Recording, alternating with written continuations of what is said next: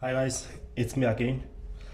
Let us just do a short video on resistance and resistivity.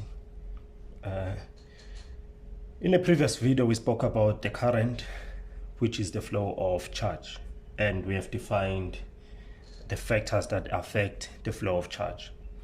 So today let us look at this. Let's say you have a piece of wire with a cross section A of some length, let's say L. From this point to this point, it's length L, and the cross section,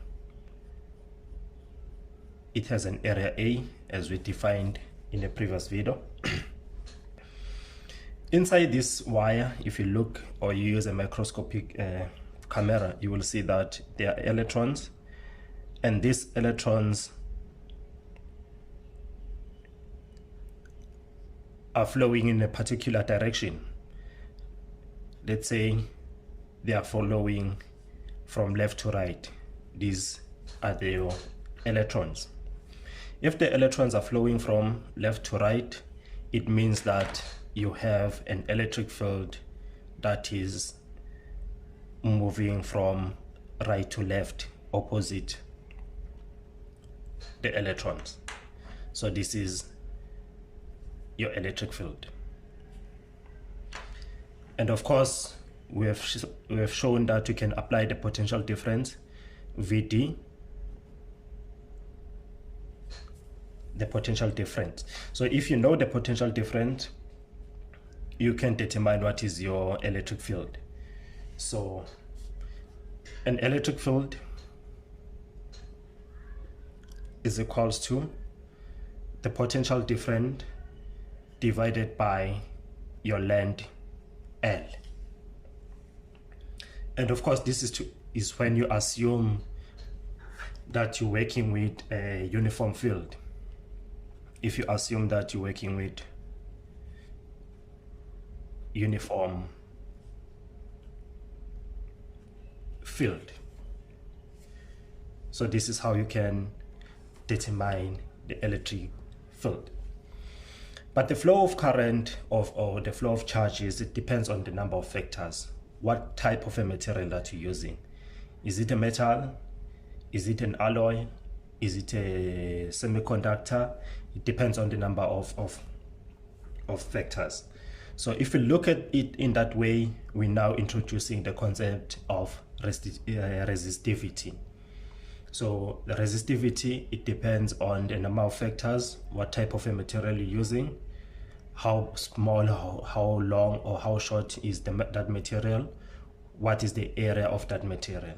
So by definition, the resistivity, it given a symbol rho, it's equals to the amount of electric field E over the current density J.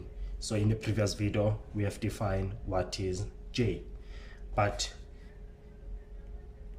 J, which is the current density, we said is the amount of current that is flowing through a specific area at a particular time. So that is our J. So we can manipulate the equations. Rho multiplied by J is equals to E, and we've just defined what is E. We know what is J. Then rho multiplied by I divided by A equals to V over L. So we can solve for V. So V is equals to rho times L divided by A multiplied by a current I. So you remember from the first semester we have talked about the Ohm's law. We spoke about Ohm's law,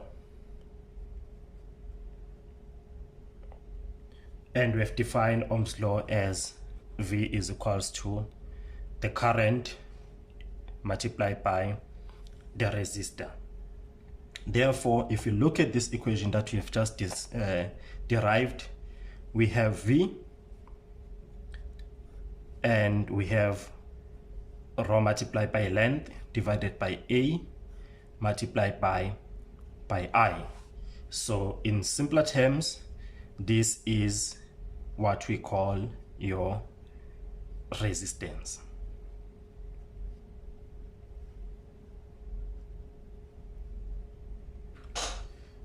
So we can now rewrite it as rho L over A.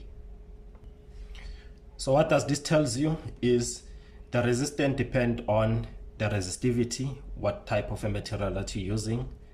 It also depends how short or how long is that material, and it also depends on an area of the material. So for instance, if you have, let's say, a silver wire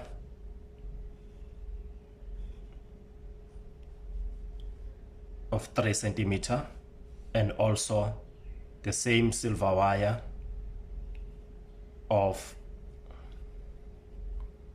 let's say, 8 centimeters, which one of the two will have a higher resistance and which one will have a shorter resistance? So if you look at this equation, if you increase the length, it also means you are also increasing the resistance. Therefore, if you increase the length, then R will also going to increase. Therefore, this one, let's say this is B and this is A, therefore B will have much bigger resistance than A. And also, if you look at it in this way, you have the same silver wire of the same length, but now the first one, the area, let's say this is 3 centimeters, and the second one, it has a larger area, but the length is the same, 3 centimeters. So if in this case you increase an area, if an area increases, what will happen to the resistance? It will decrease. So you can look at it in this way. Remember, we are moving from the lower potential into a higher potential. So take this as a road. The smaller the road, the quicker you get there. But the longer the road, that much time it takes for you to get there. You can look at this one as the number of lanes if you're driving in a road. This being your single road. If you're moving in a single road or in the single lane, it means there will be more cars, and if there are more cars, then they'll be more resistant. And if you look at this, you have one too many cars that are moving in the same direction at the same time, then you are reducing the number of resistance. So let us do 1 or 2 examples and we see if we still follow.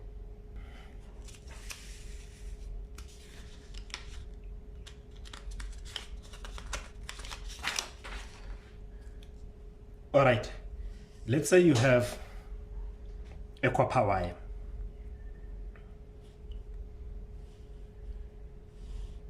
And this copper wire has a length of 50 meters and an area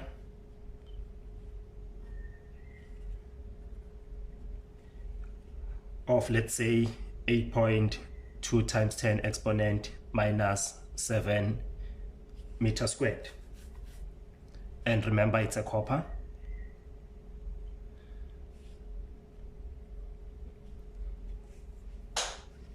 And you are required to calculate what is an electric field E,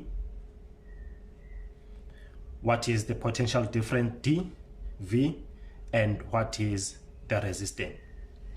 So number one, what you need to think of is what is the resistance or the resistivity of the copper wire. So there's a table that is listed there in your lecture notes. Just go through that one, and but it will also be provided in a test or in an exam. So a resistivity of a copper wire is 1.72 times 10 exponent minus 8 ohms meter. So now we know, number one, we know that E is equals to rho times J, and we've defined what is J just now, and rho is equals to I over A. So we don't know what is I, and let's say the current that is flowing here is I is equals to 1.67 amperes. Therefore, we can, if we know rho, we know area, we know the current, and we can calculate. So that is going to be 1.72 times 10 exponent minus 8 multiplied by the current, which is 1.67, divided by an area, which is 8.2 times 10 exponent minus 7. So if you punch in the calculator, I got 0.035 volt per meter. Then we can look at number 2 to calculate the potential difference from point A. Let's say this is point A and this is point D. So this is the potential difference, so VD. So we just defined VD as equals to the electric field multiplied by the distance L. So we calculated the electric field, it's 0.035. You multiply by the distance, which is 50, then that should give you 1.755 volt. So if you know VD now, it's easier to calculate the resistance. So the resistance, we just define it as rho times L over A. We know what rho is.